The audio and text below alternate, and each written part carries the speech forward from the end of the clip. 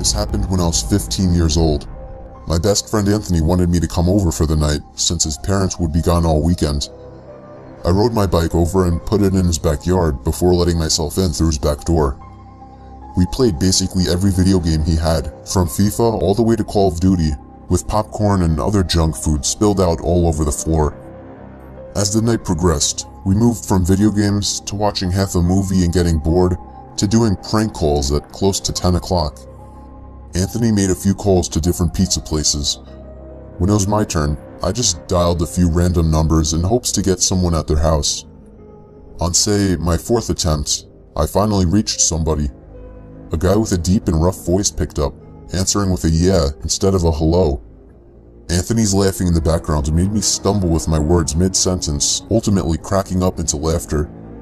I had never done a prank call, so I sucked at it. The guy on the other end was silent. I regained a straight face and tried to continue with the call. It went something like this. Sir, would it be alright if I borrowed one of the wheels from your car? What's your name, kid? My name is Bob. Really? You sure it's not Anthony? It hit me like a brick. I looked up at Anthony, whose face was noticeably full of fear. I hung up the phone, not wanting to be on the line with whoever that was for another second. Anthony, who the hell was that? I asked him. I don't know, he told me. Does your caller ID info display your name or something? No, it shows my dad's name. We hopped on the computer and did some research, trying to figure out how it was possible to get someone's name through their phone number. It didn't make sense how he could get Anthony's name so quickly. He was way too young at the time to be on any of those personal information sharing websites. We ended up asking a question on Yahoo Answers, since no one had a similar experience. The question turned up no answers. I suggested he call his dad, but he said he wasn't supposed to have anybody over for the weekend, so he didn't want to call. We planned on sleeping in the living room, so we just resumed watching the movie that we hadn't finished from earlier. Right after the phone call had left my mind, me and Anthony looked at each other when we heard his front storm door opening, and then the doorknob to the front door began to turn. It only was able to turn about halfway before the lock restricted it. Anthony turned off the TV, and I went over to the window to see who it was. I spread the blinds open. There was a tall guy standing outside. He noticed the blinds moving, and turned to look at me. I practically threw the blinds back into place. Me and Anthony hid in the kitchen, listening for any more noises. We heard the sound of the gate to the backyard opening, as it was right outside the kitchen window. God damn it, I said. I forgot to shut the back door. Anthony urged me to run and shut it. I made it to the hallway leading to his back door, and froze. There was a silhouette standing outside the back door. I don't think he noticed me, but he was surely looking into the house. He opened the door and stepped inside. I tiptoed to the kitchen and motioned for Anthony to follow me upstairs. We made it to his room as quietly as possible, pulling the door shut to avoid making any noise. We crawled under his bed. He had cloth covering the bottom of his bed, so you couldn't see anything under it unless you actually moved the cloth.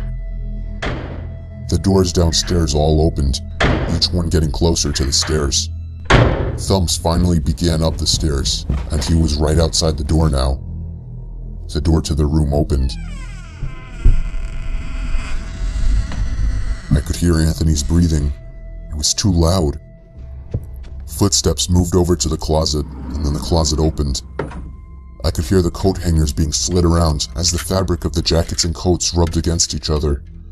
Footsteps moved over to the bed and stopped. I felt like my heart was about to explode out of my chest. Anthony's breathing was too loud. I had to cover his mouth with my hand. Nothing but silence in the room now.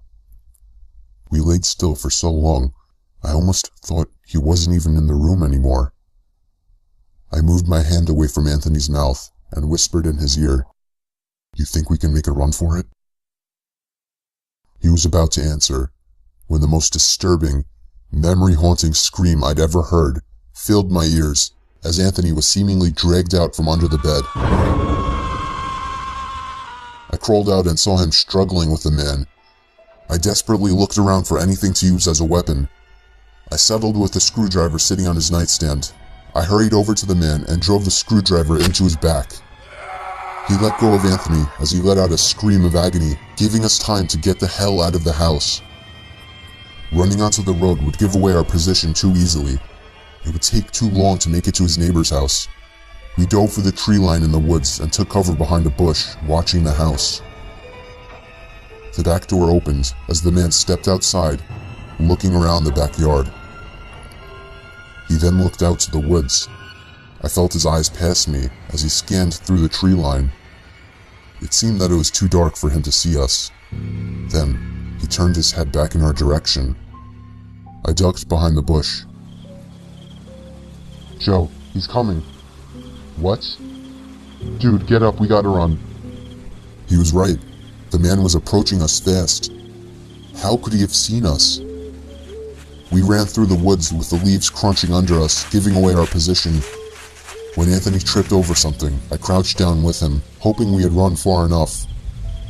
Not even 20 seconds later, oncoming footsteps from the direction we were running from came fast. They slowed down only 2 trees away from us, as we lay face down in the leaves. Moments later, the footsteps take off in another direction. We waited until we could no longer hear them, and took off back in the direction of the house. While running, over the sound of leaves crushing and my heavy breathing, I could swear I heard leaves crushing from behind us. We made it back to his backyard, into his house, and this time, remembering to shut the back door.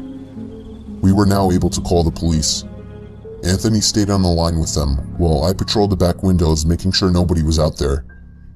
It was so dark though, I couldn't see anything. So I did something that seems stupid today. I turned on his backyard lights, and immediately in the distance, over by the woods, I saw him, standing in front of a big tree.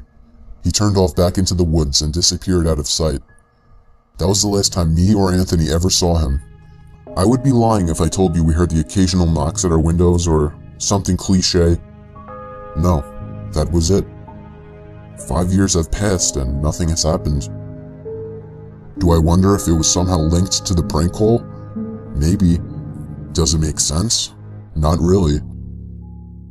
But yeah, this was the story of how me and my still best friend Anthony almost died during a break-in.